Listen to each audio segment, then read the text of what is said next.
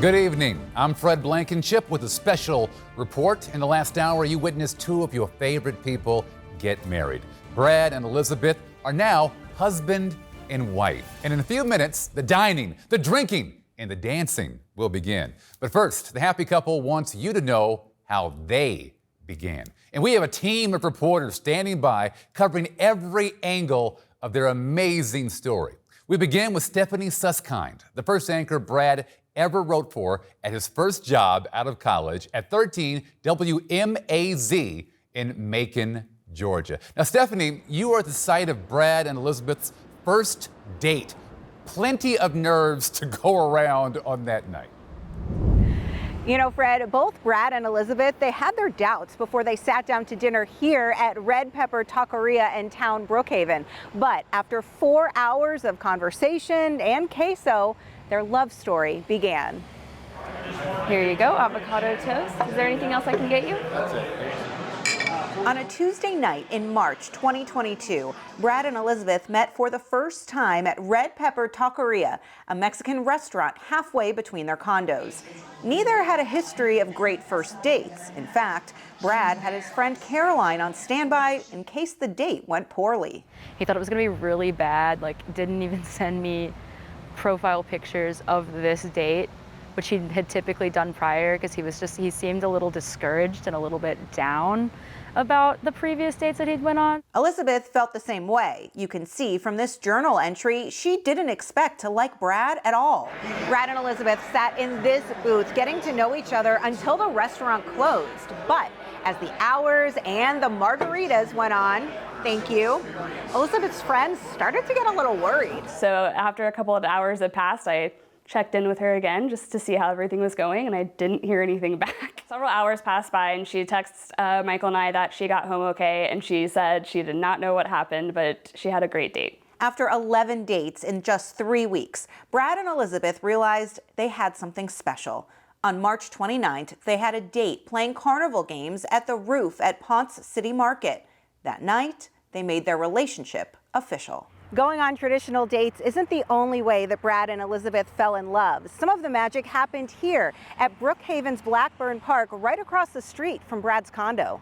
Just like that first date, the two spent hours getting to know each other as they walked the trails, figuring out what a life together might look like. The way that he was just very intentional with Elizabeth just really made us feel like this was something really special. So earlier I mentioned Elizabeth's journal, and I have it right here. I want to talk about one specific entry that she made after about 3 dates with Brad. It says, quote, "I am both excited and nervous to see where this adventure takes us." Fred? Stephanie Susskind covering the beginning of Brad and Elizabeth's relationship. Stephanie, thank you so much.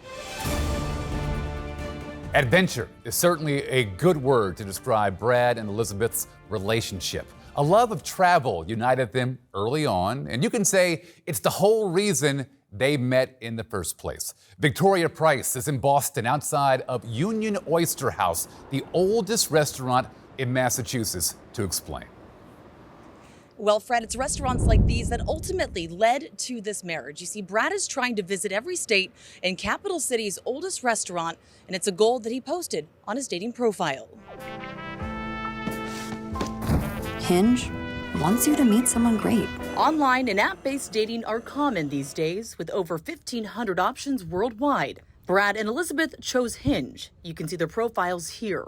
Brad featured his unique restaurant goal right at the top, hoping to attract a special girl to join him. A girl he told friend and groomsman Tyler Martin he doubted he would find. So Brad invited me to go to Birmingham to eat at one of the oldest restaurants in Alabama. And then he was going to go to a concert for an a cappella group from England. And then when I picked him up, asked him how it was, kind of made fun of him for being into a cappella groups. And he laughed and said, you know, Tyler, it's going to take a real special woman to be into this sort of thing. Elizabeth turned out to be that special girl. She saw Brad's profile and made the first contact, asking Brad about the oldest restaurant in Georgia. Elizabeth had a travel goal of her own, to watch a football game at every SEC stadium. Since they met, the two have knocked off 3 together, including Florida, Mississippi State, and Kentucky. Kentucky is also the place where Brad and Elizabeth got engaged. After a stop at the Old Talbot Tavern, the state's oldest restaurant in Bardstown, they visited my old Kentucky home state park. There, on the stoop of a historic Kentucky mansion, Elizabeth said yes. A happy ending for two people who put their faith in a dating app. Hinge, the dating app designed to be deleted. And old restaurants in SEC football are just the tip of the iceberg for Brad and Elizabeth. This year alone, they visited the caverns in Tennessee to watch a bluegrass concert in a cave, Washington, D.C., where they got a private tour of the U.S. Capitol and got to walk onto the House floor, and the Masters at Augusta National, something Elizabeth particularly enjoyed with her love of golf. A love that she shares with her father, who I'm sure is beaming tonight. Fred? A lot of smiling faces in the chapel tonight, that is for sure. Victoria Price in Boston for us tonight. Thank you so much. Brad's friend from his time at WFLA in Tampa, Florida. So we told you how they met and how they fell in love. Now, let's look ahead to their first year of marriage. Jamie Ostroff is at Atlanta's Hartsfield-Jackson International Airport. And Jamie, we've shown how much these two love to travel and explore, and that will certainly continue in 2024.